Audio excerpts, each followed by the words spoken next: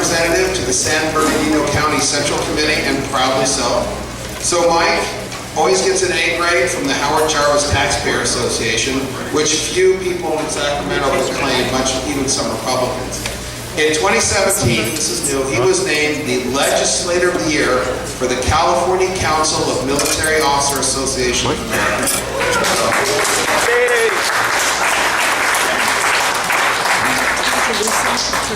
Since 2012, we in the Redlands Tea Party have gone absolutely all out to campaign for Mike. All those thousands of flyers we've thrown on doorsteps throughout the Inland Empire included Mike's literature. Right? We even supported him during a special election that went from the state assembly to the state senate because he's that good. And a lot of you people gave up your weekend to go out and knock on doors for Mike Morrell. And the proof of your effort is that he's right here telling us about Sacramento. Yeah. So it is really awesome. So when you look at Sacramento, I subscribe to Howard Jarvis. He really is one of the few A people up there. I mean, it's so nice to have him come down and tell us what's going on up there, and also with Jay Overdolt, he's another local who comes around here. So anyway, Mike, if you could come on up, come up and tell us about what is sane about Sacramento. You know, that's all working. That was short, Steve. Thanks, Mike.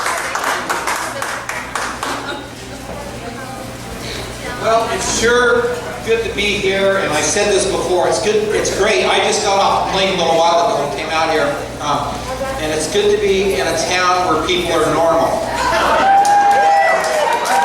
So, I want to introduce my wife, Joni Morrell. Stand up. She's with me today. And honestly, look at the Tea Party. You guys jumpstart me in my career back. Well, I don't want to call politics a career. I got in at 58 years old. So anyway, I'll never be a career politician at that age. But thank you guys for all your help. What a blessing it is to see so many Patriots coming out. I have to speak to you guys tonight because I've been running into a lot of Republicans. Tonight I've had a few of you say, don't you get tired of bashing your head against the wall? Don't you get tired of the Democrats beating up on you? Don't you get tired of hitting your head against the wall? I have a flat head, so it doesn't bother me. But I want to tell you something. It doesn't bother me, and there's a reason why. During the World War II, when London was being bombed for 57 consecutive nights, and most of the world, including FDR, didn't want to sell destroyers to Churchill because he thought they were going to be, that war effort would be lost. Here's what Churchill says, and please listen carefully. When great causes are on the move in the world, stirring all men's souls, drawing them from their firesides, casting aside comfort and wealth for the pursuit of happiness, in response to impulses at once awe-striking and irresistible, we learn that we are spirits, not animals, and something is going on in space and time and beyond space and time, which spells duty, which is required for us. Ladies and gentlemen, I have to tell you, I believe there's great causes going on in the universe right now. And what Churchill means is we are spiritual people, and we never know what Providence is doing in the heavens, you know? He could be getting ready to destroy us. He could be ready to help us, and I think he's here to help us. And I want to give you an update why. And I have to tell you, I don't believe in false hope. But I'm going to give you some strong opinions that I've been seeing in Sacramento, and then I'm going to give you some facts on what's going on, why I believe things are on the move. And first of all, again, it seems like a lot of things are happening throughout America, but it kind of stopped at the border at this last election. Wouldn't you agree? Yeah. You would agree. I got one agreement out there. Thank you. Yes! So anyway, but here's the thing. Guys, I am watching the Democratic Party. I believe they're doing a lot of bills. They're doing acts of desperation. They are running a race and doing the 10 stupid things to lose their majority. I do think we may be seeing the beginning of the demise of the one-party rule in California.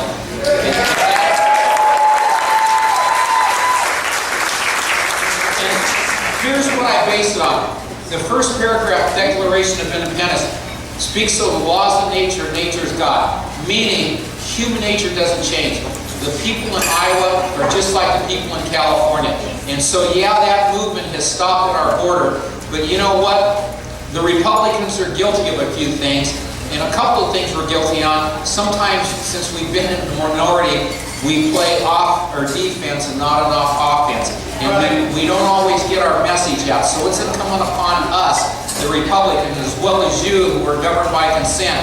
We've got to get that message out. But one thing, to be fair to the Republicans, I had a friend of mine tonight say, I didn't see anything on SB 1 by the Republicans. I want you to know, I sent an article into the LA Times, but they're complicit and would not publish it. But I did send it to the Bulletin, published it, the Redlands Daily Facts did, the Sun did, and so the Press Enterprise, and I was on 3 radio stations. It's on my Facebook, and it's all over. But one of the things we have to do to win is we've got to push out this information, because I am 100% convinced that if the majority of Californians knew how bad the Democrats are legislating, they would throw them out of there. But that's up to us, and the Republicans and you, to help us make that case. So go on my website tomorrow and push out my SB 1 op-ed, if you would, to every single person you can, because that's how we're going to win. Because the big press guys like the San Francisco Chronicle and LA Times, we're not going to get any of their help, ladies and gentlemen, because they're fake news.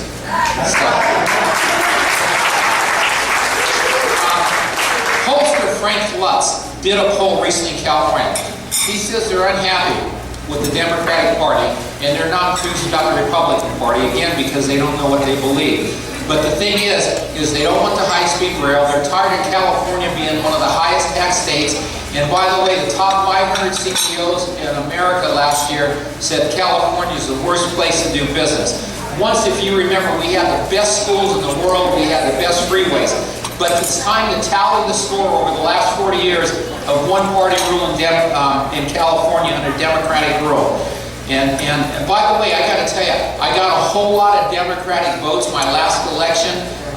The statistics came out that I got a lot. So when I use the word Democrat, I'm not talking about the Democrats here, because they're closer to us than the Democrats are with us up in Sacramento. It's a whole different type of people up there. In fact, the Democrats up there, they highlight the last 4 words to represent who they are in their word Democrats, and it's rats.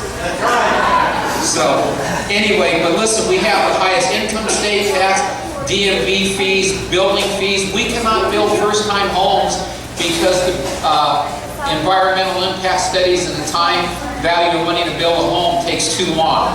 And so it's just hurting us. We've got now 34% of the nation's welfare, 20% of our state is in poverty. California now ranks 44th in education. We've got about $600 billion in unfunded liabilities, and we spent $25 billion of your money on bonds for dams, and we've not had one dam in this last drought. We had to send enough water, good water, clean water, out into the Pacific Ocean that we could quench the thirst of 16 million Californians for 1 year. But our money's being going to environmental causes and everything like that. Plus another thing too, do you realize AB 109, as the Democrats, Governor Brown signed that bill to let prisoners out, that they can break into our homes now. They can go break in all of our homes tonight. One guy, as long as he doesn't steal over $950, they catch him releasing, they can give him a fine, a ticket that he never pays. That's what those Democrats have done to our state.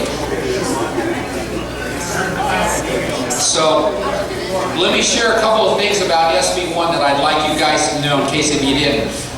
In 2002, the voters passed Prop 42 to say that our money, our gas money, should be used for highways and roads.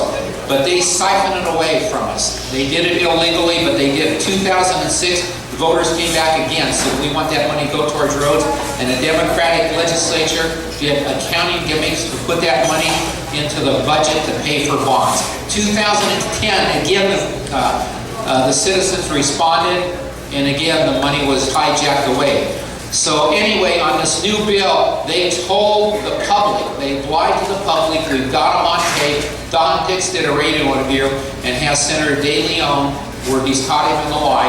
He said that when he's only going to go to repair roads and bridges, but in fact, I read that bill, and $80 million of it's going towards parks. There was one thing in there that said $100 million is going to the active transportation program. I didn't know what that was, and so we tried to find it. Remember that little game, try to find Waldo?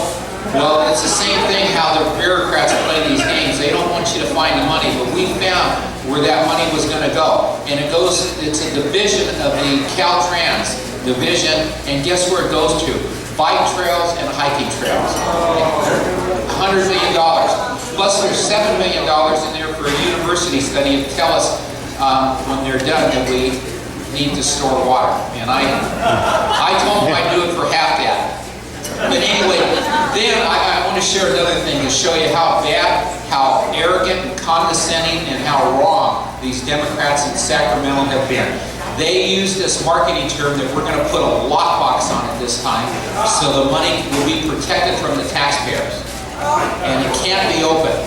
But the problem is I read the bill and it could be open. So I raised my hand and said, would anybody on this floor please put in writing that not $1 that will be removed from that lockbox, and you will assure that Citizen California won't go towards high-speed rail. No one took me up on that, guys. And so anyway, but here's the worst part of it. With a vote of the legislature, they can unlock that lockbox. And this is so rude, and again, they blow on the American people off that they're not accountable to them. Because 1 week later, they came out with SB 132. They unlocked that lockbox and took $50 million of our money away into the Air Resources Board to their warehouse, ladies and gentlemen. 1 week. So that's what we're dealing with. Let me give you a couple other things, because I believe this is even worse. All of our county sheriffs oppose that sanctuary bill. And everybody I talk to, they don't realize what's in that bill. Here's what's in that bill. The Democrats who wrote it said, here's a list of crimes we will not, of illegal immigrants that commit crimes, these crimes we will not turn over to ICE. Okay? Sexual trafficking of women and minors, production of child pornography, murder for hire, felony spousal abuse, and I could just go on. Ladies and gentlemen, this is perversion of our bills. Wouldn't you agree with that? I mean, and here's the thing that bothers me. They're always claiming that they want to protect women and children, but Prop 54 is a war against women and children. And I am confident, 100% confident, the majority of Californians, even in the Democratic Party, would not go along with this bill, and I'll explain to you why. There was a survey, a poll done by the University of Berkeley that said 64% of Californians in both parties do not want that sanctuary state law. But they do not know the crimes that the Democrats want to protect. If they knew that, I bet you that would go to over 90%. And so I will tell you guys, this one-party system, I think we have to get the word out, because it is taking our state down. It's why we're ranked 50th amongst CBOs. It's the philosophy of failure and the creed of ignorance, as Churchill would call it. And so what we need to do is we need to rediscover our constitutional principles and again rank the citizen above the state. But there's a couple other things too. We're governed by consent, and the founders meant that means you guys are the most important. So for you to be here tonight exercising your civic responsibility, that's a wonderful thing, because we need you to do that. But the Republican Party, go on my website from time to time when other Republicans, you see those op-eds, send them out to your, we need your help to send them out to your social base and all your emails and stuff, because again, we get shut down by a lot of news. I held a press conference a while back, found out some things Governor Brown did, and I had 9 Republicans who could verify my story. We got them there, the press came, there was lights, I thought I was going to be a star, and all these different newspapers were there, and the next day, nothing showed up in the press, not even on page 30 in the bottom left-hand column. So we've got to have a little guerrilla warfare and find a way to get our message out. So help me push that stuff out, guys, okay? Okay, I want to share a couple other things too. This is perfect, what Carolyn shared a little while ago from Washington, of all the habits and dispositions, he said in his farewell address, which lead to political prosperity, morality, and religion are indispensable sports. So there was a pastor that came up to the Capitol 2 years ago, and I was just in a bad mood because he says, hey, God's not done with California because there's too much at stake. And I sort of blew that off. But he started speaking. He talked about Father Sierra, who planted the 12 missions. He said, Sacramento means the city of sacraments, holy matrimony, communion, what a wonderful thing. The building the Capitol's on was donated to us by the Sisters of Mercy. And then he started talking about Billy Graham at 17. Was called here in California, right up here in these mountains, to preach the gospel. And then the Azusa Street Revival, the Church of Christ has started here. Calvary Chapel, which isn't even a denomination, started right at the beach for hippies. Now there's thousands of churches throughout the world. Campus Crusade for Christ started here, World Vision, Focus on the Family, just to name a few. But here's something else that I want to share with you. The last 6 years that I've been up at the Capitol, there's been one pastor. Nice guy, but he'll never push a politician on his bad votes, right? And then a second pastor came up and he asked me, do you think you need any more help up here? And I said, sure. And so he's rolling. So finally, one day, when the bathroom bill passed, you have to picture this, I'm walking out of the Senate floor, the senators, my friends across the aisle, had passed a bill and that says that if you're a man and you feel like a woman, you can now go into that woman's bathroom. And when I walked off the Senate floor, it was a field day for 5th and 6th grade elementary school kids. And we had these little boys and girls going to those bathrooms. And I'm thinking, can you believe what perversion that is? That if a man, a 60-year-old man, thinks he's a woman, he can walk in on our little 4th and 5th grade girls. Guys, this is wrong. And I don't think, thank you.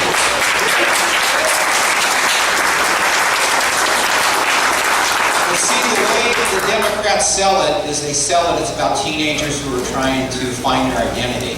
But the real thing is, it is a war against children, and it's wrong. And you and I have to stop it. And so here's the thing. So that day, I have to say, I was sort of in a bad mood that day. It takes a little piece of your soul. So I had a young pastor walk into the office, and I think you guys will appreciate the story. So he said, hey, do you need any pastors to come up here and pull alongside of you and encourage you? And I said, no, not really. I said, what we need are men, real men who are going to hold these guys accountable. So he left. He came back a week later. He said, what if I bring 50 pastors up here and you tell them exactly what you told me? So I did. And so they're not up there every day, but they try to have someone up there every week, 40 of them. Get this, so a little more than a year ago, because remember, we have a deep, rich spiritual heritage in California, okay? So a year ago, there was one pastor. Today, there's over 40 pastors up there. But today, I got a little thing on my email from a pastor in Orange County. And he showed me the list, 170 pastors throughout California he's going to bring to the Capitol, and he's asking me to speak to them, to encourage them to start coming up to the Capitol and get involved with politics. Because the two things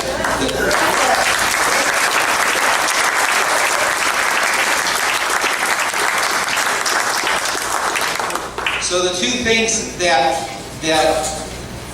I believe is, as Washington said, it takes faith and reason. You need moral people, but we need to be undergirded, as Washington is.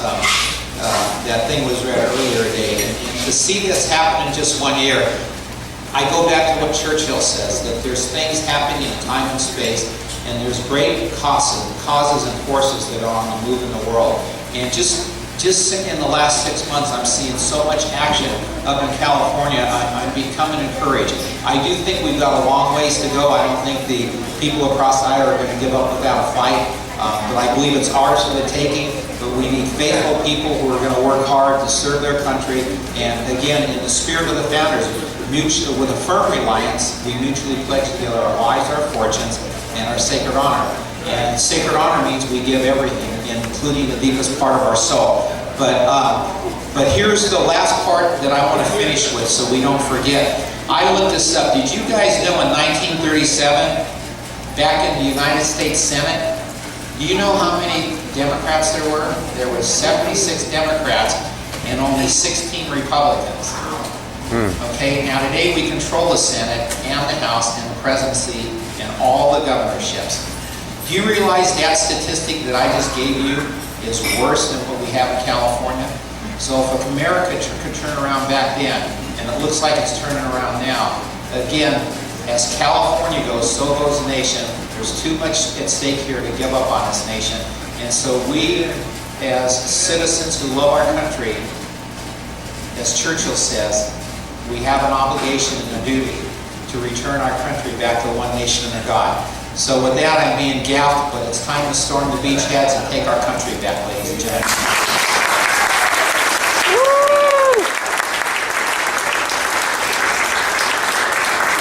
We're so lucky to have this man representing us in Sacramento.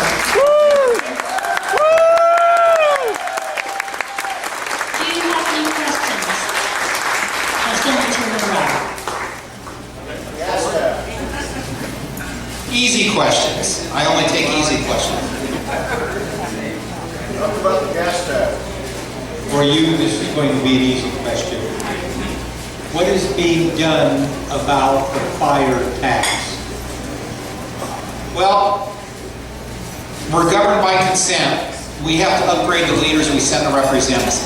I've done 2 bills on the fire tax. Jay Obernoth's doing 2, and we're trying to beat those guys down. Last year I did a 3rd bill, not about the gas tax, but I found out that as of the end of last year, they, meaning CAL FIRE, they do not have to give an accounting how all that money is being spent to the residents of the mountain. So I just did a simple bill saying we want full accounting, and my friends across the aisle rejected that bill. Okay, so here there's nothing being done until we remove people that don't want to give transparency, people who believe in big government, and people who believe they're masters and not public servants, and we have to return to ranking the citizen above the state. And so again, there is a such thing as term limits, ladies and gentlemen. Our founders put them in there. There's every 2 years for the legislature, and in California every 4 years for the Senate. But it's up to us to, again, upgrade those leaders we send to represent us. But Obernolte and I are working really hard, but I just want to put a plug in for him since he's in the mountains. He's working a lot harder on it than I am, but we're trying. But we're up against some what does Trump say? Some bad dudes? Bad hombres. Bad hombres, yeah. Who else had a question over here? Deanne? This is not a question, it's an affirmation about what you said. After about 20 years of teaching, I taught for 47 years, I visited a family up in Toronto, Canada, and they were busy working, so one day I took a busman's holiday and went over to one of the school, and I walked class, and I looked at it, I said, this looks like my classroom in California. And they said, that's what we do, we copy what California does. Well, that's it. And remember, one other thing is this young lady said, you know, my wife and I talked about that, because I get emails all the time, hey, I'm leaving the state, I'm out of here. And one of the things is, you know what, this is my state, I was born here, I'm tired. It ain't me who's leaving, guys, it's them, okay? So, one more question and then 2 more questions. Actually, I have a comment about today is the National Day of Prayer, those that don't know it.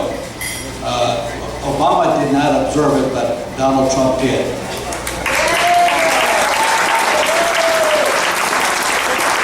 Also, Donald Trump, our president, signed today the religious liberty, so that pastors now have have an opportunity to speak out on the pulpit and campaign for different candidates. They have that right not to speak and share their political beliefs. And by the way, we need to hold our pastors accountable to doing it too, okay? Okay? No more user-friendly, seeker-sensitive stuff, guys. Other question right That's here. last question. I'm a veteran, and I'm sure there's a lot of veterans here tonight. Can you tell me specifically what you have accomplished as a senator? Specifically, what have you done? Well, specifically, I've been there 6 years, so I've got a lot of things I've done. So I could be here a while. Why don't I just give you one or two? As he said earlier, I got the Veterans awarded me with Legislature of the Year, and I'm just going to give you one bill, and then I'm going to kind of give you the whole picture. And what the bill was, if a guy gets pulled out of college, a veteran, and he's with the National Guard, and a war, he gets called overseas, and his education is interrupted, he doesn't come back within 2 years, all of his credits throughout the UCs go away, which is kind of unfair. So I was able to do a lot to extend that to 5 years, which was pretty cool. And yeah, you're welcome. Yeah. And I got another bill going through right now where, and I don't like to do giveaways too much, guys, but too many licenses, everything they want a license. So we're trying to get veterans who are coming from overseas that if they want to open their business, the first year only, they don't have to pay a license fee, but we'll see if it gets turned down. And then the last thing to answer this gentleman's question, what I do, overall, for us to win, because I just don't want to go down to the little things that I do like bills, I believe we have to rebuild the foundations, and the only way to do that is we have to rediscover, relearn, and teach the principles of limited constitutional government and return them back to the American political life. And so I do that by trying to speak to anybody who will listen, and people who won't listen.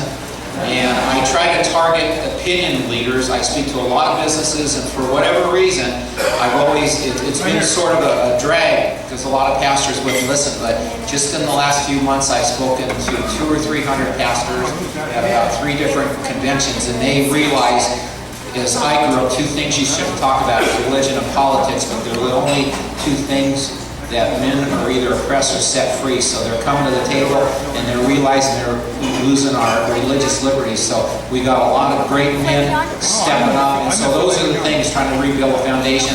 Thank you guys very much. Thank you, Mike. And thank you for renewing our faith in this golden state.